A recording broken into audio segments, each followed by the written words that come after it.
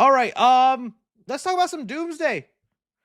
Doomsday. Okay, so it's been a nice week for Avengers Doomsday fans because we got the announcement of who's gonna show up in this movie. Lovely photo here, thanks to Forbes. So let me just pull that up here.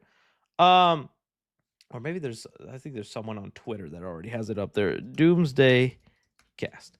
That way we can get a good look at these photos and then talk about it. So, I obviously am pretty happy with the cast so far. I said it right before it came out. I remember we would always be theorizing and thinking who's going to be in the movie, who's not going to be in it, and I was always like, the Avengers lineup is probably going to look very mid. I just don't think they have that many interesting characters, and boy, was I proven wrong because this does not look like one mid cast. This is very exciting in my opinion for a couple of reasons, but ever since the cast has been revealed, it has led to a lot of talk and speculation about something interesting's going on here. There was way more X-Men characters revealed than I was expecting. The Ian McKellen, Alan Cumming, Rebecca Romaine, James Marsden.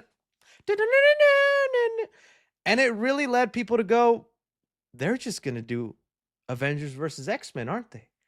They're going to do Avengers versus X-Men. And I have a couple of thoughts about that because it does really seem that way. There is a large X-Men cast. So it seems like the reason we're getting that X-Men cast is because we now know the post-credit scene that is actually the most important. I can't think of any other post-credit scene in the past phase that is more important than the one for the Marvels.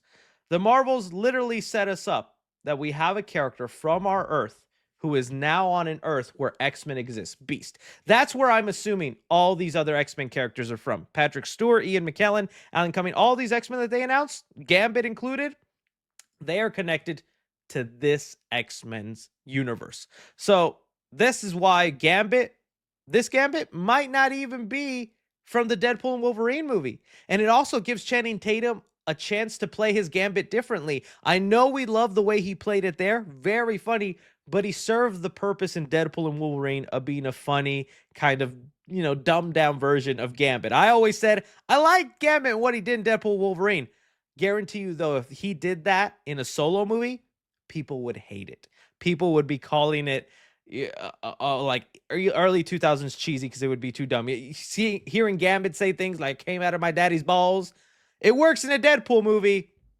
I don't know if that's really the vibe and tone you wanted in his solo film. I know that's a controversial hot take, but this lets Channing Tatum play it seriously. Lets it play it maybe more straightforward to what a traditional Gambit would have been like in this movie because he's a variant. He's from a different version, but it's still that actor playing it, right? So there's that. The X-Men could be from this universe. And obviously, if we have people from another universe with superpowers coming in wanting her, could be some conflict there, could be some anger. That could be the start of it. I go back to my theories, going back to Multiverse of Madness. I've talked about this in the past, but theory gets kind of ruined a little bit with Professor Stewart still being alive and in this movie. I said they have the perfect setup now for whatever this universe is to want to just destroy ours. Because of us multiverse hopping, we brought in someone that killed the strongest, most powerful members of their universe. Captain Carter, Reed Richards, Black Bolt, Monica Rambeau of that universe, or whatever her name was. Wanda came in and just wiped them all out. The Illuminati. You tell me the people that are connected to them, the rest of the Fantastic Four, the rest of the X-Men, Patrick Stewart, they're not going to be pissed and want some revenge or want some answers? That's where I think they set up the perfect opportunity to have us have Avengers versus X-Men. And you also have to remember the story of Doomsday or Secret Wars is that Doom creates Battle World where it's fragments and pieces of all these other places connected into one. And the Beyonder in the earlier series is just like, all right, fight it out. And whoever wins, you keep your Earth.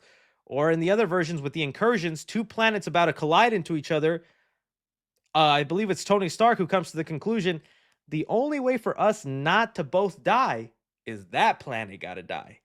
So I know it's messed up, but it's either them or us. And that's kind of what makes them fight each other. It's either we both die or only one planet dies and we move forward, kind of causing this thing. My only thing to go against that is, then why wouldn't you just call the movie Avengers versus X-Men?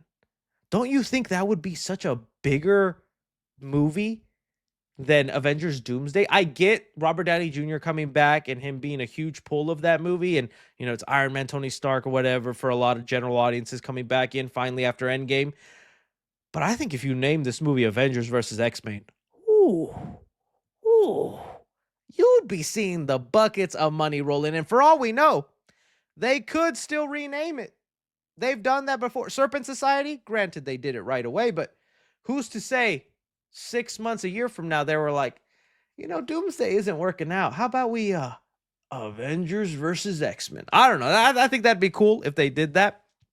And that would be awesome to see. They just definitely have not been building up to that, and maybe that's just a title they want to save for when they eventually do the MCU X-Men. Because also, these cast of characters, happy they're coming. Definitely love it, but it's multiverse stuff.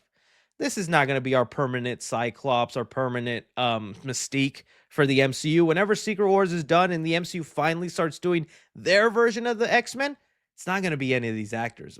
I don't even think it'll be Wolverine. I know people, he joked like, till he's 90. They're going to cast a new Wolverine and a new cast. And then once they do a movie or two with them, they'll maybe want to do the Avengers versus X-Men movie without a whole multiverse inclusion, right? That could be the next Avenger thing going on, because I think they're going to focus on the mutant saga there. But okay, so that could be happening. We'll see what it comes. But it is interesting that there's multiple options from where these X-Men could be from. They could be from the Monica Rambeau universe. They could be from the Illuminati world. They could be from the 97 X-Men. That's a real possibility, just to create some good cohesion with Disney Plus. They could just say, oh, these are the characters from X-Men 97, but in live action. Why not? They could honestly just do that. We'll see what happens though. I'm very excited and I'm loving it. All I know is Cyclops getting that 90s suit. And woo! You thought I put on other suits too much? Never taking off that Cyclops suit. You're gonna see me doing updates on the Barney movie wearing the Cyclops suit. Such a good time. Such a good time. So you guys let me know about that. What you think they are building to Avengers versus X-Men? Maybe they're saving that for a later Avenger movie when all this multiverse stuff is done and it's the MCU X-Men. Okay.